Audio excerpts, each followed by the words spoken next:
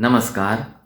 Mental health को better करने के लिए आमतौर पर ये आजकल एक ट्रेंड है कि लोग योगा का बहुत उपयोग करते हैं और योगा पर जो भरोसा है वो लोगों का बहुत ज़्यादा है। और कई सारे फिजिकल और मेंटल हेल्थ प्रॉब्लम्स को लेकर ऐसा बड़े बड़े एक्सपर्ट भी क्लेम करते हैं कि योगा की मदद से बड़ी सारी प्रॉब्लम्स जो है वो दूर की जा सकती हैं। माइंड की कंसंट्रेशन को बढ़ाया जा सकता है, ध्यान की क्षमता बढ़ाई जा सकती है, मेंटल पीस लाया जा सकता है। और इस हद तक क्लेम कर दिए जाते हैं कि डिप्रेशन, एंजाइटी, ओसीडी, पीटीएसडी, किसी भी तरह की मानसिक बीमारी को क्योर किया जा सकता है।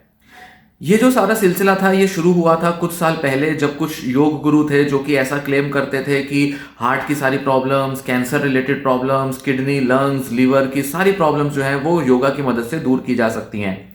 फिजिकल हेल्थ से ये पूरा मूवमेंट चलते हुए धीरे धीरे मेंटल हेल्थ तक पहुंचा और पिछले कुछ सालों में मैं ऐसा देखता हूं कि यूट्यूब पर और बड़े सारे दूसरे इंटरनेट के सोर्सेज पर बहुत सारा ऐसा कंटेंट मौजूद है जिसमें लोग कहते हैं, मतलब एक्सपर्ट प्रैक्टिशनर्स कहते हैं कि योगा की मदद से सारी बीमारी दूर की जा सकती है। पर साइंस ऐसा नहीं मानती। साइंस ने कुछ और देखा है, साइंस कुछ और मानती है। साइंस में डिफरेंट फाइंडिंग्स देखने में आई हैं, क्योंकि अक्सर ऐसा होता है कि जब किसी टेक्निक पर, किसी थेरेपी पर, किसी उपचार पद्धति पर बहुत ज्यादा एक पॉपुलर माइंडसेट बन जाता है, उसको बहुत पॉपुलर किया जाता है, उस पर बड़े बड़े लोग जो होते हैं वो बड़ी बड़ी बातें करने लगते हैं। योगा डे के तौर पे भी इसको सेलिब्रेट किया जाता है और तब से तो और भी ज्यादा लोगों ने योगा को अडॉप्ट किया है। तो जो बड़े बड़े क्लेम्स हैं उसकी उम्मीद में और उससे एक आकांक्षा लगाकर, एक उम्मीद लगाकर, एक एक्सपेक्टेशन लगाकर बहुत सारे लोग एप्रोप्रिएट ट्रीटमेंट की तरफ ना जाकर योगा के ऊपर इतना ज्यादा भरोसा दिखाते हैं कि ऐसा लगता है कि योगा से सारी बीमारियों को दूर किया जा सकता है, भले वो फिजिकल हेल्थ हो या मेंटल हेल्थ की प्रॉब्लम्स हो। यहां मैं बात करूंगा दो ऐसी टेक्निक्स योगा और माइंडफुलनेस के डिफरेंस के बारे में। मेंटल हेल्थ को लेकर माइंडफुलनेस पर साइकोलॉजिस्ट, साइकाइट्रिस्ट और बड़े सारे जो रिसर्चर्स हैं उनका ज्यादा भरोसा है। माइंडफुलनेस एक ऐसी थेरेप्यूटिक टेक्निक है, या ये कहें कि है तो ये बुद्धिस्ट मेडिटेशन का पार्ट, एक बुद्धिस्ट टेक्निक है। जैसे योगा हिंदुइज्म से लिया गया है, माइंडफुलनेस बुद्धिज्म से लिया गया है। तो है तो ये एक टाइप ऑफ मेडिटेशन, पर इसका जो यूज है साइकोथेरेपिस्ट, साइकोलॉजिस्ट, काउंसलर्स और कई सारे ऐसे गुरुज या कई सारे ऐसे एक्सपर्ट्स हैं जो कि मेंटल पीस, मेंटल हेल्थ को बेटर करने में जो वर्क करते हैं वो इसका प्रयोग करते हैं, इसका इस्तेमाल करते हैं। अब माइंडफुलनेस इतनी ज्यादा पॉपुलर नहीं है। अगर योगा से कंपेयर किया जाए तो माइंडफुलनेस हिंदुस्तान और बड़े सारे दूसरे देशों में ज्यादा पॉपुलर नहीं है, जबकि वेस्टर्न कंट्रीज में माइंडफुलनेस बहुत ज्यादा पॉपुलर है। इस पर रिसर्च भी बहुत ज्यादा हुई है और मनोवैज्ञानिक और मनोचिकित्सक माइंडफुलनेस पर योगा के मुकाबले ज्यादा भरोसा करते हैं। तो इस वीडियो में मैं आपको कुछ ऐसा डेटा दिखाऊंगा जिसके बेसिस पे मैं आपको दिखाऊंगा कि कैसे हम ये देख सकते हैं कि सबसे ज्यादा जो रिसर्च लिटरेचर अवेलेबल है मेडिटेशन, माइंडफुलनेस, योगा, अगर इन तीनों को कंपेयर किया जाए तो वो सबसे ज्यादा जो लिटरेचर है वो माइंडफुलनेस का अवेलेबल है। और साथ ही साथ मैं आपको ऐसे 3 रीजन बताऊंगा कि क्यों साइकोलॉजिस्ट, मनोचिकित्सक, मनोवैज्ञानिक माइंडफुलनेस में ज्यादा भरोसा करते हैं योगा के मुकाबले या कोई भी दूसरी टेक्निक के मुकाबले। तो आप अपनी स्क्रीन पर देखिए, सबसे पहले ये डेटा है कि गूगल सर्च अगर हम करें तो योगा, माइंडफुलनेस और मेडिटेशन, अगर इन तीनों को अगर हम एक बार गूगल पे सर्च करके देखें तो इनके क्या रिजल्ट्स आते हैं, ये हमें बताएगा कि कौन ज्यादा पॉपुलर है। क्योंकि सबसे पहले लोग क्या करेंगे, सबसे पहले किसी भी चीज की अगर सर्च करनी होगी, किसी भी चीज के बारे में जानना होगा तो लोग गूगल पे जाएंगे। तो गूगल पर सर्च रिजल्ट्स क्या बताते हैं, तो रिजल्ट्स आपके सामने हैं कि जब हम योगा लिख के गूगल पे सर्च करते हैं, मतलब ये एक बेसिक सा गूगल पे योगा टाइप किया और कुछ नहीं डाला एक्स्ट्रा, योगा क्या होती है, योगा कैसे की जाती है, हमने कुछ नहीं डाला, सिंपल डाल दिया योगा, तो हमारे पास मिलते हैं 1,49,00,00,000 रिजल्ट्स, या अभी के लिए हम कहेंगे 149 करोड़ रिजल्ट्स मिलते हैं हमें। अब हम टाइप करेंगे माइंडफुलनेस। माइंडफुलनेस टाइप किया तो हमें मिले 18,50,00,000 रिजल्ट्स। कहां 149 करोड़ और कहां सिर्फ 18 करोड़ रिजल्ट्स, करीब करीब 8 गुना ज्यादा रिजल्ट्स मिलते हैं हमें योगा के।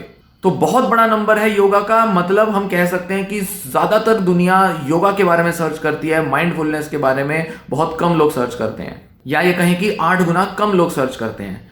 अब हम अगर सिंपल मेडिटेशन लिख के टाइप करें कि भाई माइंडफुलनेस भी एक टाइप की मेडिटेशन है और भी बड़ी सारी मेडिटेशन टेक्निक्स होती हैं, योगा में भी थोड़ा सा कंपोनेंट मेडिटेशन का होता है। इन जनरल अगर हम कहें मेडिटेशन अगर टाइप करें, सर्च करें तो हमें मिलते हैं 63,30,00,000 रिजल्ट्स। मतलब करीब करीब 3 गुना ज्यादा है ये माइंडफुलनेस के रिजल्ट से, और योगा के रिजल्ट से करीब करीब आधा है। तो योगा सबसे ज्यादा पॉपुलर है, फिर मेडिटेशन, और फिर लास्ट में जाके माइंडफुलनेस हमें देखने में आती है कि वो लोग सर्च करते हैं, मतलब वो बस इतनी ही पॉपुलर है इन तीनों को अगर कंपेयर करें। अब ये तो थी गूगल सर्च, मतलब पॉपुलैरिटी किसकी ज्यादा है, ज्यादातर लोग किसको सर्च कर रहे हैं। अब हम आएंगे रिसर्च डेटाबेस पर, रिसर्च की वेबसाइट पर, कि रिसर्च किस पर कितनी ज्यादा की गई है। इन तीनों में से सबसे ज्यादा रिसर्च लिटरेचर किसका अवेलेबल है, तो जो सबसे पॉपुलर रिसर्च बेसिस हैं हम उस पर एक बार ये टर्म्स डालकर देखेंगे।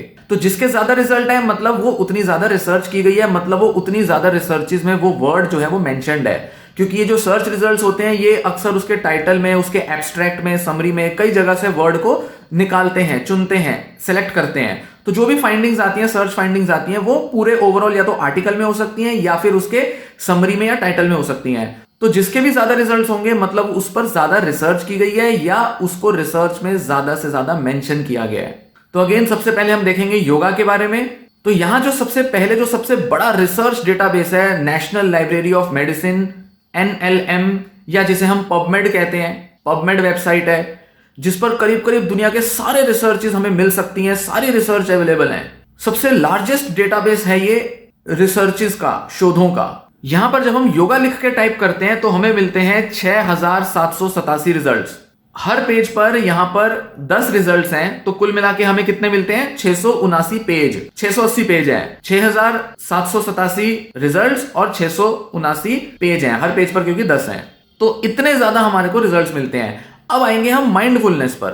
ये देखिए माइंडफुलनेस जब हमने टाइप किया तो हमें मिले 22,401 रिजल्ट्स, जो कि हर पेज पर, क्योंकि 10 रिजल्ट हैं तो कुल मिला के 2241 पेजेस। इतने ज्यादा रिजल्ट्स हमें मिले, करीब करीब 3 से 4 गुना ज्यादा योगा के मुकाबले हमें रिजल्ट्स मिलते हैं माइंडफुलनेस के। मतलब 3 से 4 गुना ज्यादा रिसर्च जो है वो योगा के मुकाबले माइंडफुलनेस के ऊपर की गई है। मतलब मनोवैज्ञानिक रिसर्चर और किसी भी फील्ड के रिसर्चर्स हों, उन्होंने माइंडफुलनेस पर ज्यादा भरोसा दिखाया है, ज्यादा रिसर्च की है माइंडफुलनेस पर, जबकि योगा पर रिसर्च लिटरेचर रिलेटिवली बहुत कम है, 3 से 4 गुना कम है।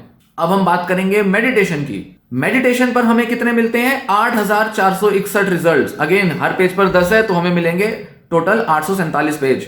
मतलब ये भी करीब करीब 3 गुना कम रिजल्ट्स हैं माइंडफुलनेस से, और योगा के करीब करीब इक्वल रिजल्ट्स हैं। तो कहां पहले हमने देखा कि योगा पर इतनी पॉपुलैरिटी है गूगल पे, फिर मेडिटेशन और फिर माइंडफुलनेस। रिसर्च में बिल्कुल उल्टा है ट्रेंड, बिल्कुल उल्टा रिजल्ट देखने में आता है। रिसर्च बताती है कि सबसे ज्यादा माइंडफुलनेस पर रिसर्च हुई है, फिर उसके बाद मेडिटेशन पर, और थोड़े बहुत रिजल्ट्स अगर कम कर दें मेडिटेशन से तो योगा पर रिसर्च हुई है। योगा सबसे लास्ट में आ जाती है, मेडिटेशन बीच में रहती है, और माइंडफुलनेस की पोजीशन पलट जाती है, लास्ट से पहले पर आ जाती है। तो पॉपुलैरिटी वाइज योगा को लोग ज्यादा अप्रोच करते हैं, रिसर्च वाइज रिसर्चर्स, मनोवैज्ञानिक, मनोचिकित्सक जो है वो माइंडफुलनेस पर ज्यादा फोकस करते हैं। एक और रिसर्च डेटाबेस है जिसकी मैं आपको फाइंडिंग्स दिखाऊंगा। अगला एक रिसर्च डेटाबेस है सिमेंटिक स्कॉलर। यहां पर हम देखेंगे तो योगा के जो रिजल्ट्स हैं वो आए हैं 70,700 रिजल्ट्स। इसी के बाद जब हम माइंडफुलनेस देखेंगे तो हमारे को रिजल्ट्स मिलते हैं 1,13,000 रिजल्ट्स, करीब करीब 1.5 गुना ज्यादा। और जब मेडिटेशन को सर्च करते हैं तो मिलते हैं हमें 94,500 रिजल्ट्स। मतलब फिर से हम देखेंगे कि योगा के रिजल्ट रिसर्च में बहुत कम है, फिर उसके बाद मेडिटेशन पर रिसर्च हुई है, और सबसे ज्यादा रिसर्च माइंडफुलनेस पर हुई है। अब आप कहेंगे कि इसमें रिजल्ट्स इतने ज्यादा क्यों है रिसर्च के? भाई पबमेड वाली जो NLM की थी उस पर तो 6,000, 8,000, 22,000 थे। इस पर जो रिजल्ट है 70,000, 1,94,000। तो ये सर्च स्ट्रेटेजी पर डिपेंड करता है। टाइटल और एब्स्ट्रैक्ट के अंदर अगर कोई डेटाबेस सर्च करेगा तो उसको कम रिजल्ट्स मिलेंगे, पर अगर कोई टेक्स्ट में भी अगर सर्च करेगा तो उसको रिजल्ट्स रिलेटिवली ज्यादा मिलेंगे। तो इसलिए इनकी सर्च स्ट्रेटेजी पर ये वेरी कर सकता है। ऐसा नहीं है कि 70,000 रिसर्च हुई है योगा पर या 1,13,000 रिसर्च हुई है माइंडफुलनेस पर। ये वर्ड जो है कितनी बार अपीयर कर रहा है अलग अलग रिसर्च में, इसके बेसिस पर रिजल्ट आ रहा है। पर अगर हम रैंकिंग को देखें, रैंकिंग जो है वो कंसिस्टेंट है, माइंडफुलनेस सबसे ज्यादा, फिर मेडिटेशन और फिर योगा। तो यहां आपने देखा कि कैसे जो कॉमन माइंडसेट है, पॉपुलर माइंडसेट जो है योगा को जो फेवर करता है और बिलीव करता है कि योगा से ही सब कुछ होगा, रिसर्चर्स ऐसा नहीं मानते। इसके 3 मोटे तौर पे कारण हैं जो कि देखने में आते हैं, जिस पर कि हम कहेंगे कि रिसर्चर्स जो है वो माइंडफुलनेस पर ज्यादा भरोसा क्यों करते हैं, खासकर कि जब बात मेंटल हेल्थ की जाती है। पहला रीजन है कि योगा और माइंडफुलनेस में जो एक बड़ा फर्क है वो ये कि योगा जो है वो फिजिकल बेनिफिट्स पर ज्यादा फोकस करती है, जबकि माइंडफुलनेस जो है वो प्योरली मेंटल बेनिफिट्स पर फोकस करती है। योगा के अंदर आप देखेंगे कि ब्रीदिंग कंट्रोल टेक्निक्स होती हैं, ब्रीदिंग मेडिटेशंस होती हैं, और साथ साथ आसन यानी कि बॉडी पॉस्चर, बॉडी मूवमेंट पर फोकस किया जाता है। पूरा जो फोकस है वो कहीं ना कहीं फिजिकल हेल्थ के ऊपर है, फिजिकल जो बेनिफिट्स हैं उसके ऊपर जाता है। जबकि माइंडफुलनेस जो है उसका जो सीधे तौर पे जो लेना देना है वो है हमारी अटेंशन एबिलिटी से। मतलब हम प्रेजेंट मोमेंट में प्रेजेंट एक्टिविटी पर कितना फुल्ली ध्यान लगा पा रहे हैं। माइंडफुलनेस मतलब किसी भी चीज को करना माइंडफुल होकर। जैसे कोई डिसीजन लेना, हम कहते हैं थॉटफुल होकर डिसीजन लो, मतलब पूरा विचार करके डिसीजन लो, सारे प्रोज एंड कॉन, सारे जो भी पहलू होते हैं उनको ध्यान में रखकर डिसीजन लिया जाए, थॉटफुल होकर डिसीजन लिया जाए। कोई भी रिएक्शन दो तो थॉटफुल होकर रिएक्शन दो। उसी तरह से जब कोई काम करो तो माइंडफुल होकर काम करो, मतलब पूरी अटेंशन के साथ प्रेजेंट मोमेंट में अपनी फुल अवेयरनेस को लाकर जब आप कोई काम करते हैं, कुछ भी, भले वो फिजिकल काम हो सकता है, मेंटल काम हो सकता है, कुछ रीड कर रहे हैं, कुछ काम कर रहे हैं, जैसे कि खाना खा रहे हैं, चल रहे हैं, माइंडफुली कर रहे हैं, सारा ध्यान उस एक्टिविटी पर है, सारा ध्यान उस प्रक्रिया पर है। तो यहां पर मेंटल कंपोनेंट ज्यादा होता है, जबकि फिजिकल कंपोनेंट पर ना के बराबर फोकस आता है। हालांकि माइंडफुलनेस मेडिटेशंस हैं जो बॉडी रिलैक्सेशन के ऊपर फोकस करती हैं, बॉडी को रिलैक्स किया जा सकता है, माइंड को रिलैक्स किया जा सकता है, और साथ साथ माइंडफुलनेस के कुछ फिजिकल बेनिफिट्स भी देखने में आते हैं। पर ये प्योरली मेंटल हेल्थ बेनिफिट्स को लाने के लिए इसको डिजाइन किया गया है, या ये मन को शांत करने के लिए ही टेक्निक जो है वो एक तरह से कहें कि डिजाइन की गई है, या मन की ताकत को बढ़ाने का ये काम करती है। जबकि योगा क्या कर रही है, योगा में ज्यादातर टाइम तो आप केवल अपने आसन पर ध्यान देने में लगा रहे हैं, ब्रीदिंग को पूरा तरह से कंट्रोल करने में लगा रहे हैं। तो यहां ज्यादा फोकस किस पे है, प्यूरिफिकेशन पर। माइंड बॉडी बैलेंस लाना है, बट साथ साथ प्यूरिफिकेशन पर है। जितने अच्छे से सांस लोगे, आपका नाक खुलेगा, आपके फेफड़ों में पूरी सांस जाएगी, ऑक्सीजन कार्बन डाइऑक्साइड का पूरा प्रॉपर एक्सचेंज होगा, बॉडी को पूरी एनर्जी मिलेगी, बॉडी के अंदर सारे मेटाबॉलिक प्रोसेस ठीक से होंगे, सारा फोकस जो है वो बॉडी के ऊपर है। जबकि माइंडफुलनेस का फोकस पूरे तौर पे मेंटल हेल्थ पर होता है। दूसरा फर्क, योगा पर रिसर्च करना और माइंडफुलनेस पर रिसर्च करने में देखा जाता है कि योगा पर रिसर्च करना रिलेटिवली डिफिकल्ट है माइंडफुलनेस के मुकाबले। इसका एक बड़ा रीजन यह है कि योगा के अंदर बड़े सारे मल्टीपल कंपोनेंट्स होते हैं। योगा मल्टी कंपोनेंट एक्सरसाइज होती है, मतलब उसके अंदर आसन भी है, ब्रीदिंग कंट्रोल भी है, रिलैक्सेशन पर भी फोकस हो रहा है, मेडिटेशन भी हो रहा है, क्योंकि उसमें भी आप ध्यान लगाते हो, अपनी ब्रीदिंग पर, अपने पोस्चर पर ध्यान लगाते हो। तो इतने सारे कंपोनेंट्स पर रिसर्च कर पाना रिलेटिवली डिफिकल्ट है, जबकि माइंडफुलनेस एक सिंगल टेक्निक है। हालांकि उसको करने के कई तरीके हैं, बट जब रिसर्च की जाती है तो हम कह सकते हैं कि हम माइंडफुल वाली जो एक्टिविटी है, इंसान के दिमाग में क्या चल रहा है, हम उसको क्लियरली टैप कर सकते हैं, क्लियरली मेजर कर सकते हैं। जबकि योगा के अंदर मेजरमेंट कर पाना, रिसर्च के लिए मेजरमेंट जरूरी है। मतलब किस चीज का कितना इंपैक्ट पड़ा, कितना ज्यादा क्या करा, कि किसका कितना ज्यादा इंपैक्ट देखने में आया, ये पूरा जो मेजरमेंट है, पूरा जो असेसमेंट है, इसको पूरा बनाना बहुत डिफिकल्ट होता है योगा में अगर देखा जाए। जबकि माइंडफुलनेस में ये रिलेटिवली बहुत आसान है। माइंडफुलनेस जो है वो आमतौर पर एक ही तरह से प्रैक्टिशनर्स जो होते हैं वो कराते हैं, जबकि योगा जो है वो दुनिया में इतने अलग अलग सिस्टम हैं। कोई किसी टाइप की योगा करा रहा है, कोई योगा के अंदर कुछ और करा रहा है, कोई फिजिकल पोस्चर पर ध्यान दे रहा है, कोई आसन पर ध्यान दे रहा है, कोई प्राणायाम पर ध्यान दे रहा है, अलग अलग कंपोनेंट्स पर ध्यान दे रहे हैं। तो रिसर्च करना रिलेटिवली बहुत डिफिकल्ट हो पाता है। रिसर्च के ऊपर पूरी तरह से वैलिडेटिंग एक फाइंडिंग निकाल पाना बहुत डिफिकल्ट होता है। तो होता यह है कि जब रिसर्चर्स रिसर्च करते हैं तो वो चाहते हैं कि एक टाइप की एक्सरसाइज हो जिसका क्लियर कट रिजल्ट देखा जा सके। माइंडफुलनेस से ज्यादा आसान है, इसलिए ज्यादातर जो साइकोलॉजिस्ट है उनका माइंडफुलनेस पर ध्यान ज्यादा गया है, जबकि योगा जो है उस पर रिसर्च करना बहुत डिफिकल्ट है। इसलिए जितनी भी रिसर्च हुई है योगा पर, वो कभी भी कंसिस्टेंट फाइंडिंग्स नहीं दिखाती। कोई कहेंगी कि योगा का बहुत ज्यादा असर आएगा, कोई कहेगी रिसर्च की योगा से कुछ खासा असर नहीं आएगा, पर आमतौर पर कहेंगे कि मॉडरेट इफेक्ट आएगा। अब हम बात करेंगे तीसरे रीजन के बारे में। योगा जो है, जैसा कि मैंने बताया कि उसका फिजिकल एस्पेक्ट पर ज्यादा फोकस होता है, माइंडफुलनेस में मेंटल एस्पेक्ट पर ज्यादा फोकस होता है। तो इमोशंस, थॉट्स और हमारे जो बिहेवियर्स हैं उनको मैनेज करने के लिए माइंडफुलनेस की डायरेक्ट एप्लीकेशन देखी जाती है।